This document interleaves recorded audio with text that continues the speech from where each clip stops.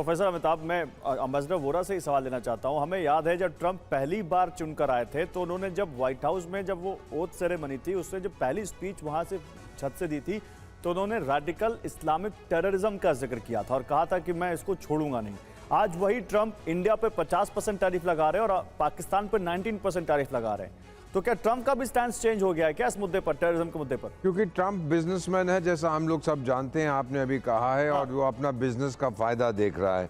पाकिस्तान ने एक तो नोबेल पीस प्राइज का कर दिया है, बाकी बोल दिया है कि मेरे पास ढेर सारा तेल है और मेरे पास नेचुरल रिसोर्सेज है। हर 10 साल में पाकिस्तान में इतना तेल मिलता है कि दुनिया का सबसे बड़ा प्रोड्यूसर बन जाता है। मिलता एक बूंद नहीं है। वो ये चीज़ें कहने के लिए बड़ी अच्छी होती हैं। तो ट्रंप सोचता है क्रिप्टो करेंसी का कैपिटल बना दूंगा जो कि इस्लाम में हराम है, वहाँ बना दूंगा, चलो ठीक हो जाएगा।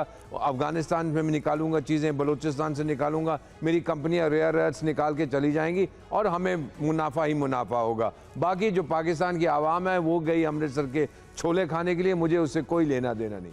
जहाँ तक चाइना है सर, अगर ट्रंप साहब सोचते हैं कि उनका इरादा यही है कि पाकिस्तान के साथ संबंध मजबूत हों, ये पिंजड़े वाली मुनरिया फील्ड मार्शल डिलीवर करते हैं, तो चीन उस हद तक कमजोर हो जाएगा उस एरिया में, जो कि अल्टीमेटली ट्रंप का इरादा है। ठीक है, तो ट्रंप की टैरिफ नीति से पूरी दुनिया परेशान है, लेकिन इस बीच पीएम मोदी एक ग्लोबल लीडर के तौर पर उभर रहे हैं, जिसकी तरफ चीन से लेकर दुनिया भर के देश उम्मीद भरी नजरों से देख रहे हैं। ट्रंप को लगा कि टैरिफ से वो भारत को झुका देंगे, लेकिन मोदी के कूटनीतिक फैसलों ने और उनकी लीडरशिप क्वालिटी ने उनके हर वार को नाकाम कर दिया। आखिर कैसे, आइए आपको इस रिपोर्ट में दिखाते हैं।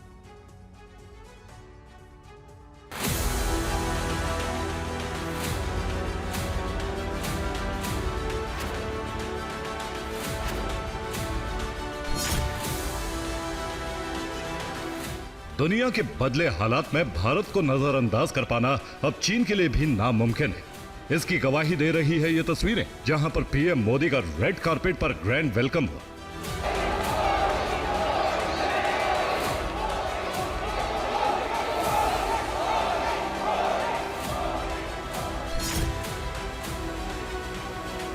पहले जापान का दौरा और फिर चीन में एससीओ समिट में भाग लेना पीएम मोदी की कूटनीतिक शक्ति को दर्शाता है। भारत पर 50% टैरिफ लगाकर ट्रंप मोदी को झुकाने की कोशिश कर रहे थे, लेकिन मोदी झुके नहीं बल्कि इसका काउंटर करने के मिशन पर लग गए।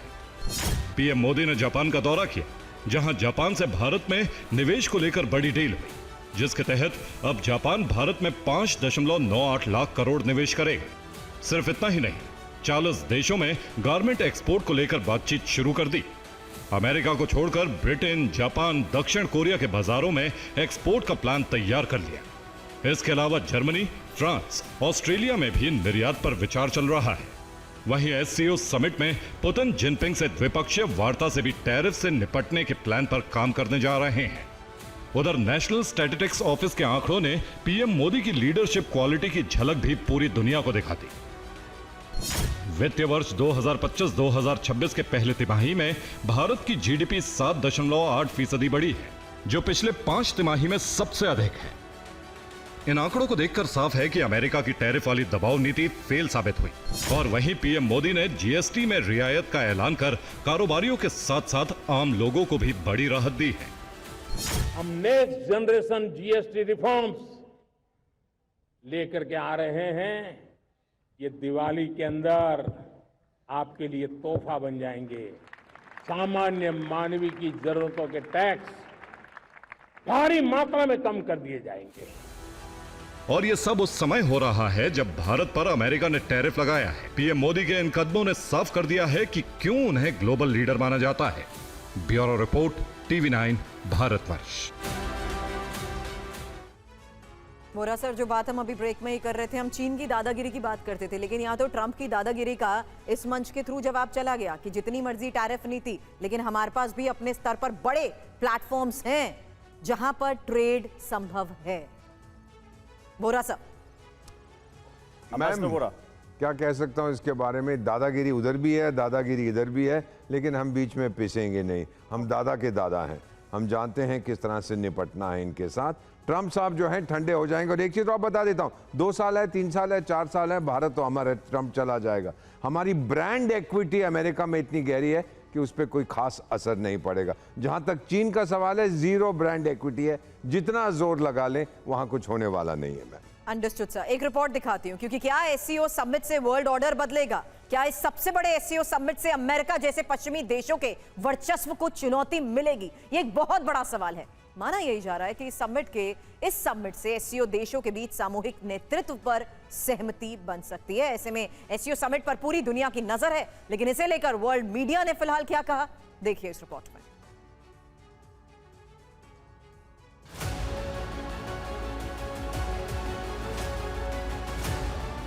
चीन के तियानजिन में एससीओ समिट के जरिए वैश्विक कूटनीति का नया दांव शुरू हुआ, या फिर खुद को अकेला सुपर पावर समझने वाले अमेरिका को कड़ा संदेश देने की कोशिश की जा रही है। एससीओ समिट में पीएम मोदी की मौजूदगी और दुनिया के बड़े नेताओं के साथ उनकी केमिस्ट्री को अलग अलग तरह से देखा जा रहा है। ये नई कूटनीतिक गतिविधि बदलते जियोपॉलिटिकल हालात में सामने आई है। खासकर ट्रंप के टैरिफ युद्ध के बाद एससीओ समिट पर पूरी दुनिया के मीडिया की नजर है। चीन के मीडिया में भी पीएम मोदी के इस दौरे को लेकर काफी चर्चाएं हैं। पीएम मोदी और शी जिनपिंग की मुलाकात पर चीन के सरकारी अखबार ग्लोबल टाइम्स ने बड़ा दावा किया। ग्लोबल टाइम्स के मुताबिक पीएम मोदी की ये यात्रा दोनों देशों के बीच तनाव कम करने और द्विपक्षीय बातचीत को बढ़ावा देने का एक बड़ा मौका साबित हो सकती है। ग्लोबल टाइम्स के हवाले से कहा गया कि शी जिनपिंग ने पीएम मोदी से कहा कि भारत चीन सहयोगी और साझेदार है, प्रतिद्वंदी नहीं। इसके साथ ही जिनपिंग ने यह भी कहा कि दोनों देश एक दूसरे के लिए खतरा नहीं है। चीन और भारत के संबंधों में नई कूटनीतिक सक्रियता दिख रही है। पिछले 5 सालों में भारत और चीन के संबंध तनावपूर्ण रहे हैं, लेकिन हाल के दिनों में दोनों देश अपने मुद्दे को सुलझाने के लिए बातचीत कर रहे हैं। चीन के सरकारी अखबार चाइना डेली ने पीएम मोदी के इस दौरे को भारत चीन संबंधों में नया मोमेंटम देने की तैयारी बताई। चाइना डेली में यह भी कहा गया कि अमेरिका की एक तरफा टैरिफ नीतियों और मुक्त व्यापार पर बढ़ते दबाव के बीच भारत के लिए चीन के साथ सहयोग महत्वपूर्ण है। उधर अमेरिकी मीडिया की भी एससीओ समिट पर पैनी नजर है। अब देखना होगा कि भारत, चीन और रूस के बीच नई केमिस्ट्री को लेकर व्हाइट हाउस क्या प्रतिक्रिया देता है। Bureau report, TV9 Bharatvarsh. तो चलिए नैरेटिव की बात कर लेते हैं, क्योंकि क्या इस जमावड़े से, ग्लोबल साउथ के जमावड़े से कोई नैरेटिव चेंज होता है यहाँ पर? अभी तक हम देख रहे थे यहाँ पर एम्बेसडर त्रिपाठी की एक जमावड़ा नेटो का होता था, फिर नैरेटिव बनता था कि नेटो एक साथ आ रहा है रूस के खिलाफ। एक ग्लोबल साउथ के इस जमावड़े ने क्या दुनिया में किसी नए नैरेटिव को या वर्ल्ड ऑर्डर को लेकर कोई नैरेटिव पैदा किया है? देखिए, नैरेटिव मैं नहीं सोचता कि एससीओ से पैदा किया गया है, क्योंकि एससीओ भले ही अब नंबर ऑफ मेंबर्स और नंबर ऑफ ऑब्जर्वर्स के हिसाब से ज़्यादा हो, लेकिन उससे ज़्यादा फर्क पड़ा है ब्रिक्स से। क्योंकि ब्रिक्स को तो नाम लेकर के ट्रंप ने कहा है कि ब्रिक्स हमारे खिलाफ है, और ब्रिक्स में आप देखिए कि ब्रिक्स के जो 11 सदस्य हैं उनकी टोटल इकोनॉमी जो है जीडीपी, वो अमेरिका की इकोनॉमी से थोड़ी ज़्यादा है, $32.7 ट्रिलियन। इसका मतलब कि नाम लेकर के ट्रंप जैसा पहलवान अपने से ज़्यादा ताकतवर पहलवान को चुनौती दे रहा है। वो बड़ी समस्या हो जाएगी। यहाँ तो खैर वो 3 तो हैं, भारत, रूस और चीन, ठीक बात है सर, इनके भी विचार अलग अलग भी हैं। बड़ी बात आप कह रहे हैं, लेकिन अब देखना यह है कि ब्रिक्स को जो ट्रंप नाम ले रहे हैं, क्या एससीओ का भी नाम लेंगे? क्योंकि 7 साल बाद चीन पहुंचे पीएम मोदी ने ऐसा कूटनीतिक स्ट्रोक चला कि अमेरिका के पसीने छूट गए, पश्चिम में हलचल मच गई। पीएम मोदी ने के बयान से जो संकेत आए, जो उन्होंने संकेत दिए अपने बयान से, उससे तो अमेरिका झल्लाया ही, साथ ही चीन की हामी ने अमेरिका की धड़कनें बढ़ा दी। लेकिन नए वर्ल्ड ऑर्डर के इस खेल में कुछ और पत्ते खुलने अभी बाकी हैं, जिसके बाद अमेरिका की बॉसगिरी बेबसी में बदल जाएगी।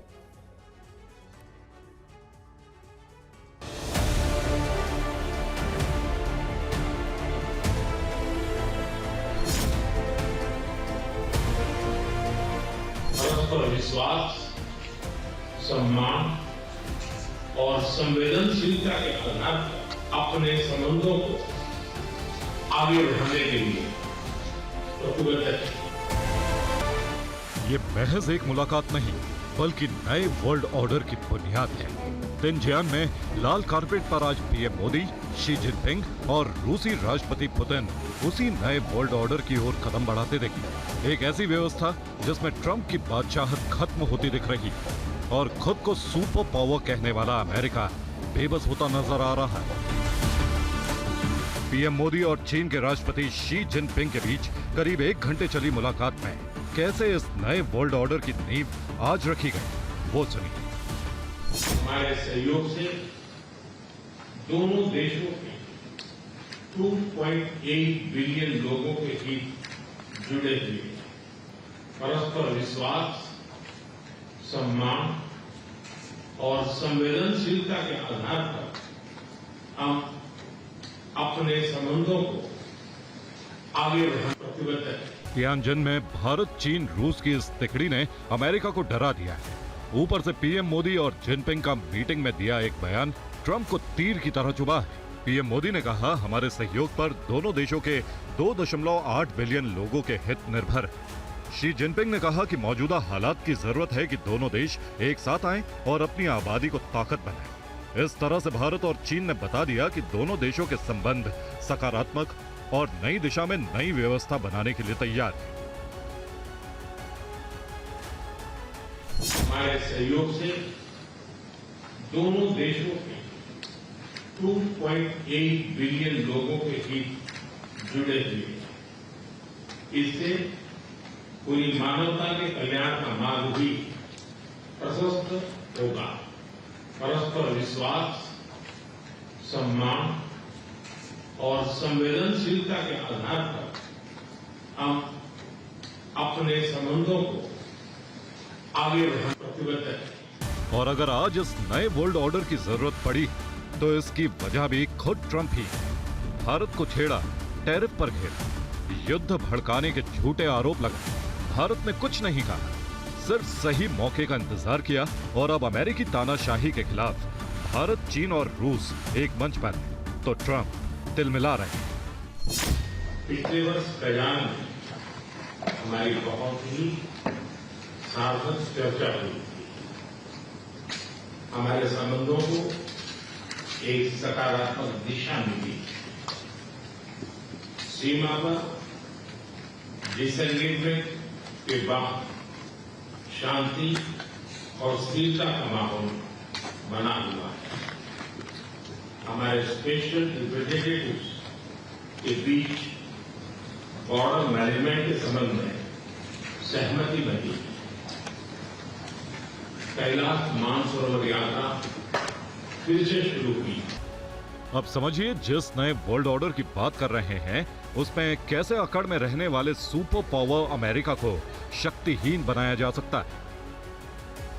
पहला कदम डी-डॉलराइजेशन यानी अंतर्राष्ट्रीय व्यापार में डॉलर की भूमिका कम करने के लिए साझा करेंसी में आपसी लेन देन, क्योंकि अभी डॉलर ही इंटरनेशनल करेंसी है जिसको दुनिया के ज्यादातर देश स्वीकार करते हैं। तभी अमेरिका अपना वर्चस्व ग्लोबल मंच पर चमकाता है।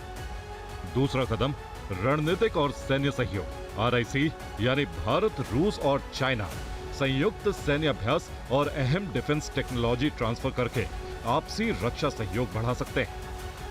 तीसरा कदम SCO देशों के बीच कारोबार बढ़ाकर अमेरिकी बाजार का विकल्प ढूंढना। चौथा कदम तकनीकी आजादी यानी पश्चिमी तकनीक पर निर्भरता घटाना।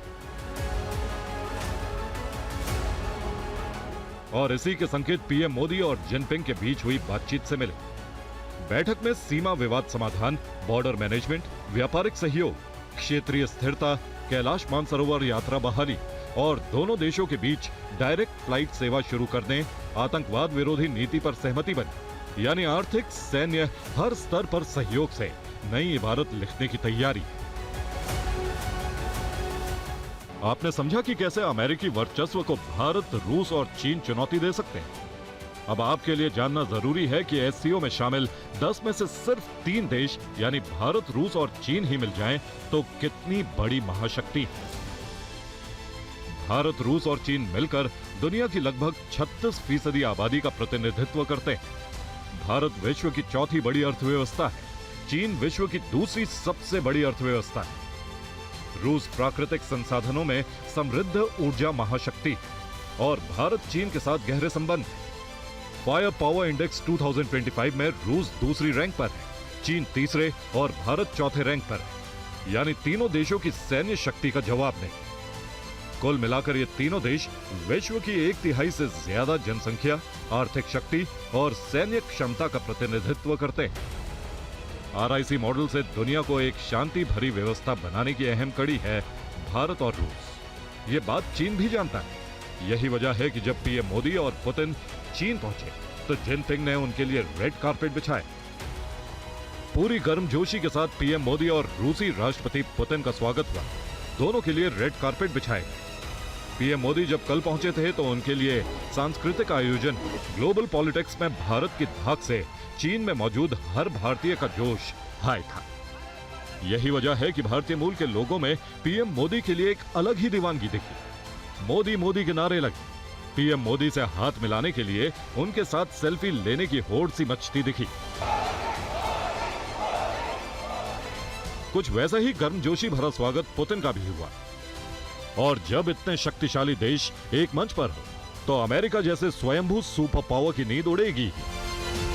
Bureau report, TV9 Bharatvarsh.